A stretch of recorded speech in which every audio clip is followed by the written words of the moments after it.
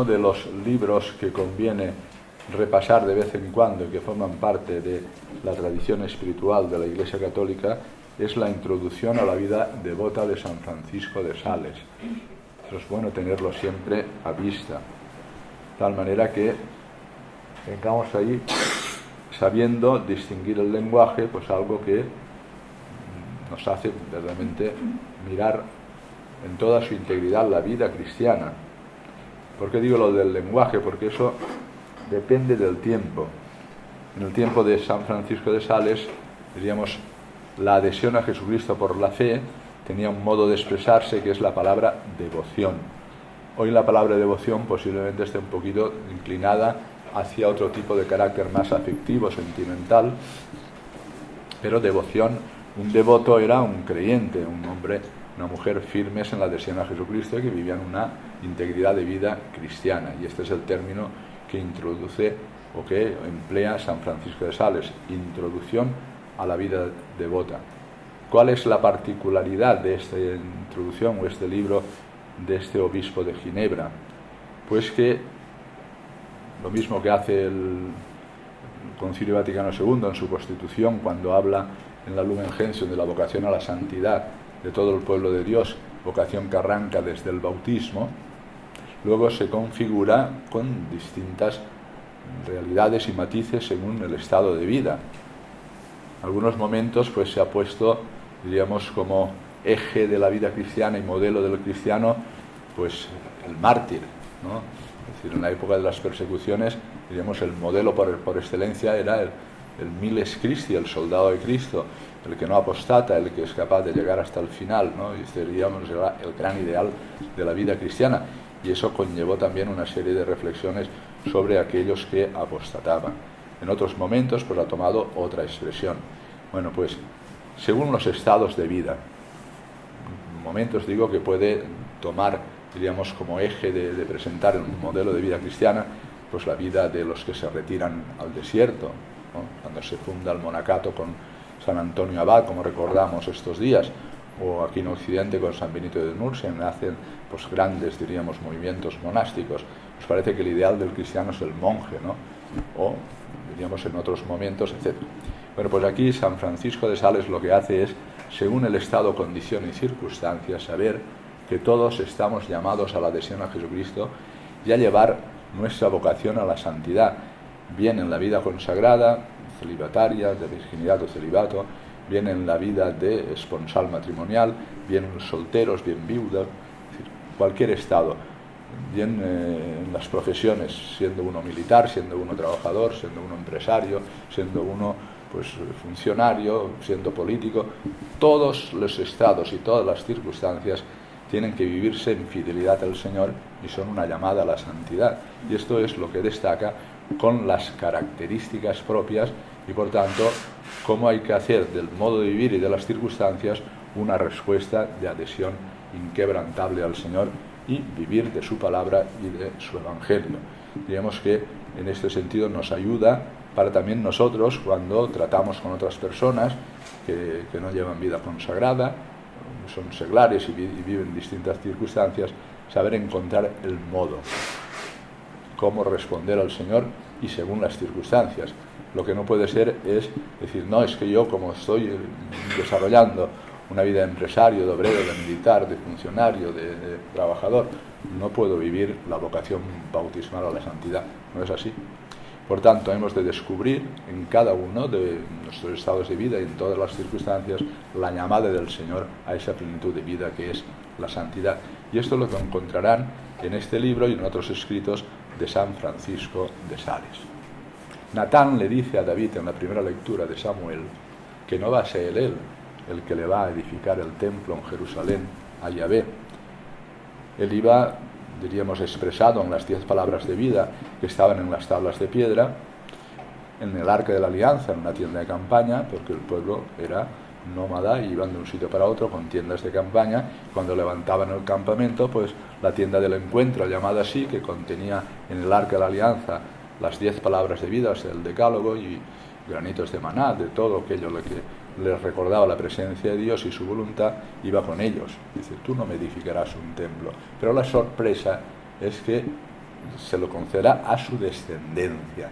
Y en su descendencia no solo hemos de ver Salomón, que será quien edificará, pero claro, David ha llegado un momento en que ha unificado todas las tribus y ha hecho, diríamos, de Israel un estado ya que tiene su preponderancia y tiene su importancia, y entonces el centro, diríamos, de Jerusalén, que menos que edificar un templo, pero es a su descendencia, y por tanto hay aquí una llamada también a lo que será el verdadero templo, que es Jesucristo, y al verdadero templo que somos nosotros. A tu dinastía le concederé yo un templo. Se anuncia lo de Salomón, pero a esa descendencia, por eso el Mesías es de la descendencia de David. Destruid este templo y yo en 3 días lo edificaré. La presencia de Dios y su rostro, su manifestación misericordiosa en la cruz, es Jesús. Él es el verdadero templo. Y con la resurrección y con el bautismo nos ha hecho a nosotros presencia también. No solo por haber sido creados a imagen de Dios, que ya somos reflejos de su realidad, sino porque habita en nosotros el Espíritu Santo, habita en nosotros la Trinidad, vendremos a Él, haremos morada en Él, y por tanto somos presencia del Señor. Y somos, según la imagen de San Pablo, piedras vivas, vivificadas por el bautismo, que todas ellas, sobre la piedra angular que es Cristo, edificamos un templo donde habita el Espíritu para gloria de Dios. Bueno, pues a nosotros, ¿qué nos puede ayudar en nuestra vida cristiana? La fidelidad de Yahvé a la descendencia. La fidelidad, es decir, he encontrado a David mi siervo y le promete una alianza, a pesar de que habrá de todo después de la descendencia, no romperá nunca esa alianza, no romperá nunca su fidelidad. Por tanto, en Dios podemos descansar. Eso que dice el Salmo, a Dios me acojo, o solo en Dios descansa mi alma, o el Señor es mi luz y mi salvación, a quien temeré, son palabras que descansan en la fidelidad de Dios. Y por tanto en Él podemos descansar, sea cual sea la circunstancia que nos corresponde vivir. Y ahora una palabra última sobre el Evangelio. Hay aquí un aspecto que conviene distinguir, porque a veces diríamos una palabra que nos deja un poco desorientados cuando, citando el texto del profeta Isaías, dice, hay algunos que mirando no verán, es decir, pero eso es temporal, es decir, ¿hasta cuándo habrá gente que no escuche? ¿Hasta cuándo habrá gente que vean y que no se conviertan? Pues esto lo cita aquí este texto, porque la palabra primero tiene que llegar a Israel, tiene que llegar al pueblo elegido, y desde él a todos los demás. Y la palabra, que es la siembra de Cristo, acontece de varios modos.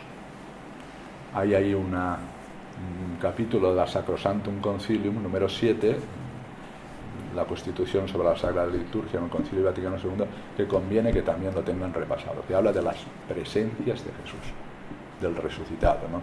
Que está presente en el sacerdote, porque ha sido ordenado y consagrado para ser Cristo, está presente en la palabra, que es una siembra, y la predicación es una siembra, está presente de manera singular en el sacramento de la Eucaristía, está presente en la comunidad, porque donde 2 o 3 estéis reunidos, allí estaré yo en medio de vosotros. Habla de las 7 presencias de Cristo resucitado en medio de nosotros. Digamos que una muy singular es su palabra. La palabra de Dios para nosotros tiene que ser una palabra que todos los días la meditamos, la pensamos y la tenemos que hacer vida, que es como una siembra que también no todo depende, porque no depende de la palabra ni de la predicación, depende de la tierra donde caiga, y esa tierra somos nosotros.